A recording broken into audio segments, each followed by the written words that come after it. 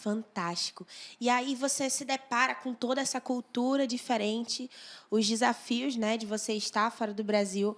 Eu queria que você contasse, aí entra na pergunta que a Maristela fez, e ela perguntou sobre perseguição, né? Acho que a gente ouve muito falar sobre o Oriente Médio, a gente ouve muito falar sobre aquela outra região do nosso mundo e ouve muito falar sobre perseguição. E aí ela está perguntando, né, se na região que você estava, como era, né? Se você já sofreu alguma perseguição de maneira severa nos países por onde você andou. Sim, infelizmente, nesses países até hoje, né, não é uma lenda, né? Porque eu até brinco com algumas pessoas que a gente roda algumas igrejas aqui, algumas igrejas ainda têm a audácia de pensar que o missionário inventa essas histórias para dar mais público, né? Então, eu sempre brinco com o pessoal, vai lá, né? Eu tenho até uma camisa para dar de presente para ele ir. Bota lá, o islamismo é uma mentira, né? E vai lá, vai dar um passeio no país desse, e eu boto atrás, né? Maomé toma mé, morra Maomé, e vai lá, né? Então, assim... Então, se a pessoa pensa que é uma brincadeira, ele pode ir. A gente passou, sim.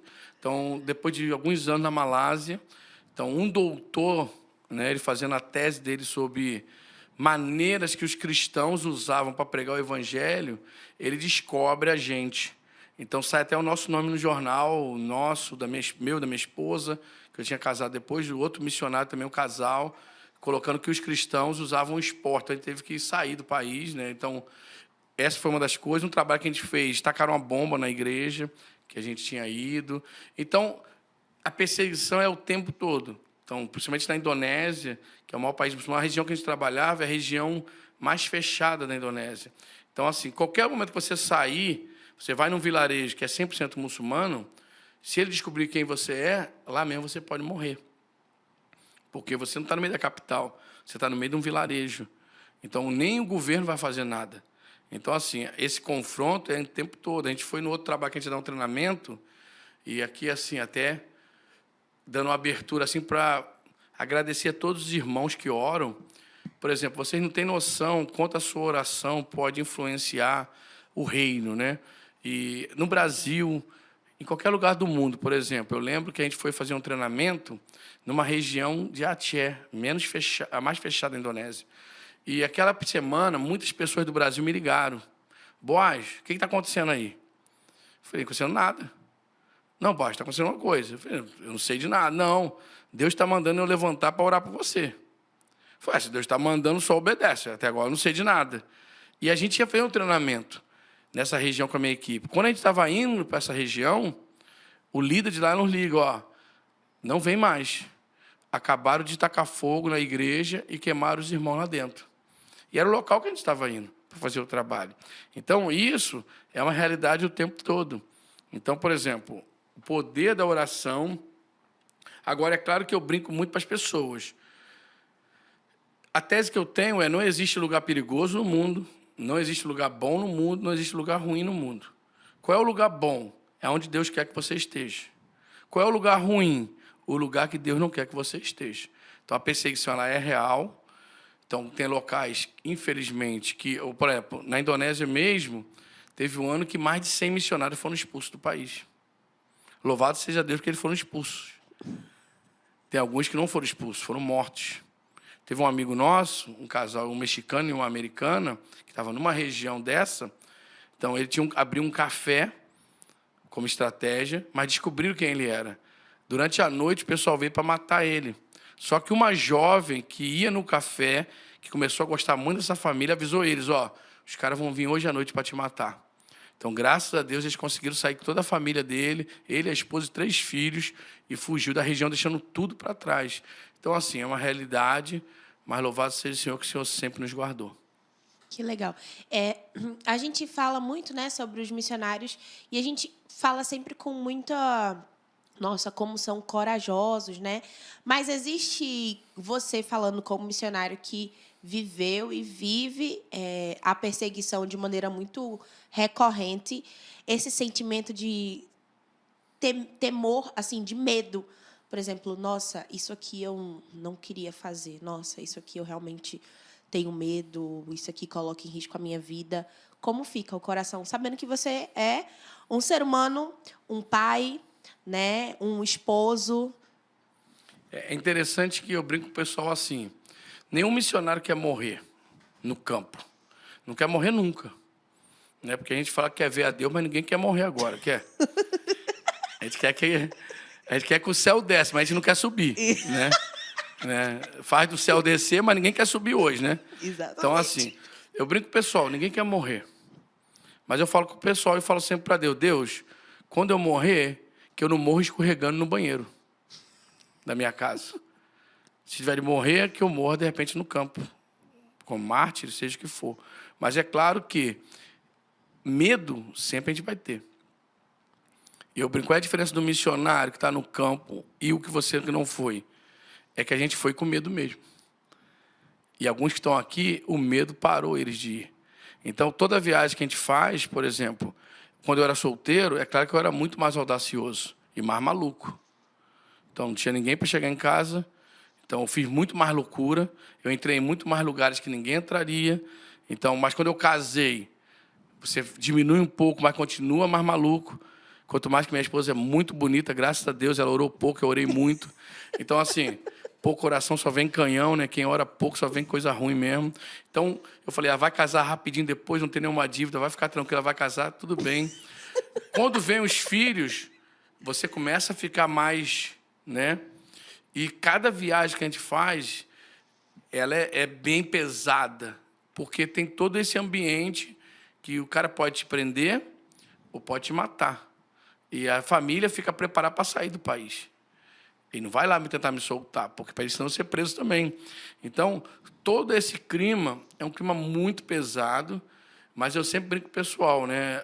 E não sei por que Deus me deu esse versículo de Josué 1:9. Seja forte e corajoso. E sempre tem sido isso. Eu sempre invadi, sempre fui. E eu brinco para as pessoas, cresci aqui em Senador Camará, pregando o evangelho para os traficantes, subindo em cima das lajes. Então, correr nos tiroteios de Senador Camará me ajudou a também não ter muito medo, né? Então, meu conselho para você que tem medo de ir para o campo, vai com medo mesmo. Porque quem mora no Rio de Janeiro hoje tem muito mais medo. O campo acaba sendo mais seguro. Você não precisa nem pregar. Não, precisa não. Só sair de casa. Eu vim agora na Brasil. Poxa, a Avenida Brasil em obra, tem que ser bem corajoso para pegar ela. Não, hoje eu vim de Madureira, e Madureira estava com operação policial daquelas. Tava tiroteio assim, ó. Tipo assim, eu nem tô aqui, nem tava pregando, né? E corre o risco de morrer. Então, que se for para morrer, que seja morrer pregando, né? Que seja fazendo alguma coisa que preste da sua vida, preste atenção. Eu acho importante falar sobre isso para desconstruir. Acho que é muito comum na mente da gente pensar que a pessoa que foi chamada por Deus para ir para países perseguidos, ele é um missionário que ele é cheio de coragem. Mas, na verdade, é muito mais senso de obediência, não é isso, Boaz? Eu acho que é isso que move o coração missionário, é a obediência, é o senso de você saber que precisa viver a sua vida obedecendo ao dono da sua vida. Então, tem muito mais a ver com obediência do que com ter coragem de fazer tal coisa ou ter coragem para ir a determinados lugares. Tem muito mais a ver com obediência. Eu acho que é uma combinação assim bem legal. Eu acho que é obediência, totalmente 100%, não é coragem, né? Não tem todos os amigos que eu conheci que estão no campo, sendo brasileiro, sendo americano, sendo alemão, sendo seja o que for, coreano. Até os asiáticos, eles expressam menos medo, né? Porque o asiático, quando ele está com medo, ele abre o olho, né? Então, só sabe quando o asiático está com medo. Se um asiático abrir o olho, o bicho está feio, o negócio está... O bicho vai pegar. Mas, assim, a gente fecha o olho para orar, eles abrem o olho, né? Então, é bem interessante ver que ninguém é o corajoso, fala assim, eu tô aqui nas minhas forças, né? Mas é interessante a gente ver que, por exemplo, tem chamados específicos também, né? E a gente também não pode desconsiderar esse chamado específico. Com certeza. Então, assim, eu costumo dizer que nenhum missionário é mais importante que o outro. E é uma outra lenda também que a gente precisa quebrar. Alguns até gostam de manter essa lenda porque dá mais ibope, né, para quem está na região. Então, eu acho assim, para mim, missionário, ele é missionário. Então, por exemplo, ele pode estar lá no Amazonas, que, de repente, o desafio dele vai ser entrar numa canoa para atender um ribeirinhas, que vai ter um jacaré nadando com ele do lado. Imagine eu, pesadinho, com aquela canoa, eu teria mais medo de cair o jacaré do que talvez um muçulmano. Mas, assim, é claro que o fato de você estar lá do outro lado do mundo, num país que intencionalmente, declaradamente te persegue, a adrenalina aumenta. É claro que a adrenalina aumenta, mas ela acaba com o perfil que Deus tem, um chamado específico para pessoas com perfil diferente. E é interessante ver que eu sou um cara mais doidão, mas minha esposa é muito tranquila. Se tu conhecer minha esposa, é uma lady. Tranquila, fala bem devagar, pedagoga, professora. Então, assim, não é que eu estou falando de perfil, é só os malucos que vai para o campo de perseguição, não é isso. Mas é um chamado específico. Então, a gente também conheceu muitos colegas lá no campo que não teve chamado, foi e se frustrou.